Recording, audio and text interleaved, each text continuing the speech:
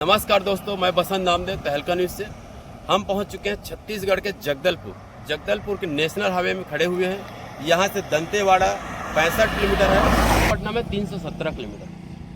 65 kilometre में यहाँ पर दंतेवाड़ा जो माँ दंतेश्वरी के नाम से यहाँ प्रसिद्ध तहलका है। की आज जो पूरी टीम है दंतेवाड़ा और जगदलपुर इन दोनों क्षेत्र पहुंचे हुए थे, जहां हमने कुछ जगहों को देखा भी जहां नक्सली मूवमेंट ज़्यादातर बना रहता है और लगातार यहां के जो पुलिस जवान हैं गश्त पर निकलते हैं और काफ़ी देर तक गश्त किया जा रहा है। आप वीडियो में देख पा रहे होंगे कि पुलिस के जवान जंगलों के अंदर किस तरह से गश्त करते दिखाई दे रहे हैं।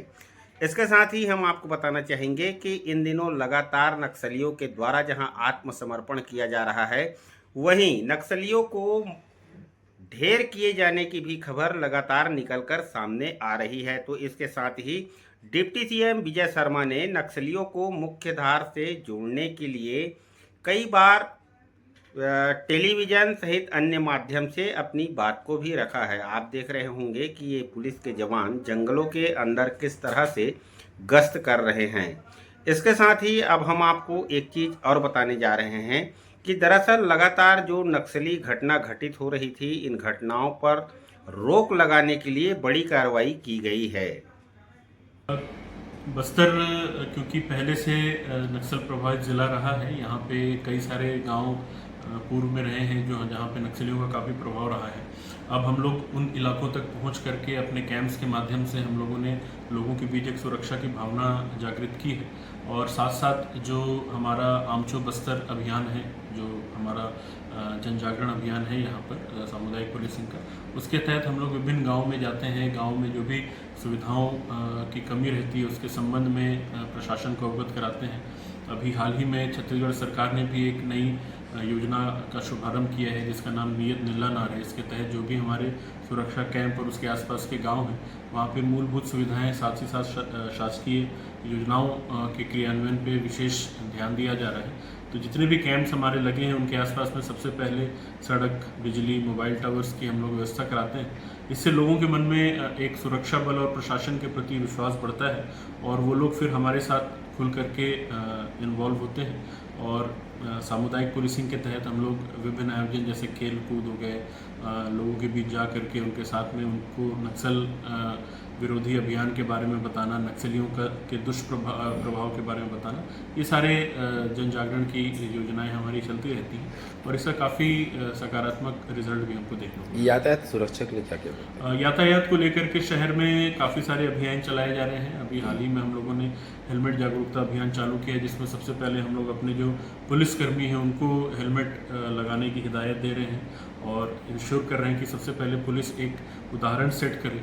एक बार पुलिस के जो साथी हैं वो लोग ट्रैफिक नियमों का पालन करना चालू करेंगे तो हम फिर पब्लिक को भी इनकरेज करेंगे कि वो भी हमसे सीख ले करके यातायात नियमों का पालन करें।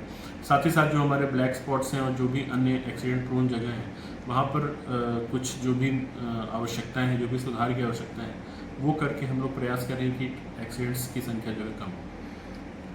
को न पत्रकारों को न नेताओं को करना ये वहीं इस मामले को लेकर हमने डिप्टी सीएम से भी चर्चा की है। डिप्टी सीएम ने आखिर क्या कुछ कहा है, आप भी सुनिए। कि समर्पण की नीति में आप क्या चाहते हैं, इसके लिए कोशिश ये की गई कि जो लोग जाकर के अंदर रिपोर्टिंग करके आते हैं उनका संपर्क हो सकता है, तो उनसे ही आग्रह किया गया कि एक बार उन्हीं से पूछ लें कि समर्पण की नीति में आप क्या चाहते हैं। कोशिश ये की जाएगी कि उनको इनकॉर्पोरेट। क्यों ऐसी आवश्यकता महसूस?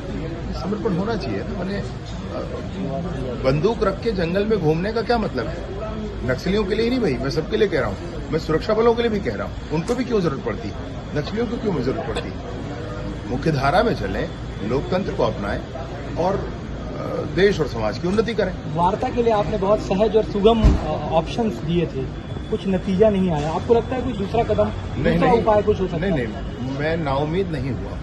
मुझे पूरी उम्मीद है कि फिर से हम आगे बढ़ेंगे, चर्चा कुछ होगी, खंडों में हो, पूर्णता में हो, एक अलग विषय है, परंतु होगी और पूरे बस्तर में खुशी का माहौल होगा।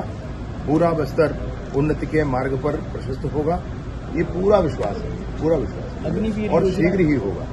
अग्नि ये नक्सल पुनर्वास नीति और नक्सल पीड़ित पुनर्वास नीति जो अभी आप जिसमें संशोधन करना चाह रहे हैं, तो दोनों में करेंगे या एक ही में होगा? नहीं, पीड़ित पुनर्वास नीति का मामला अलग है। उसको वो सबकी जिम्मेवारी है। सरकार के साथ साथ समाज भी उस पर काम करे, ऐसी कोशिश करेंगे।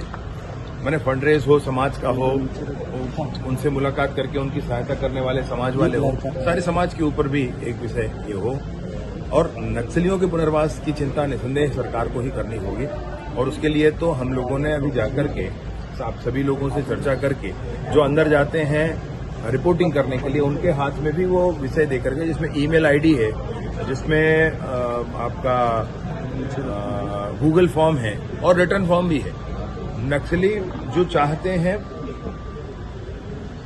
पुनर्वास, जिनको आत्मसमर्पण करना है, पुनर्वास करना है, वो स्वयं ही पुनर्वास की नीति में क्या चाहते हैं वो वही बता दें। इसी के लिए आज मैंने कोशिश की आप सब लोगों से मिलकर विषय रखने की।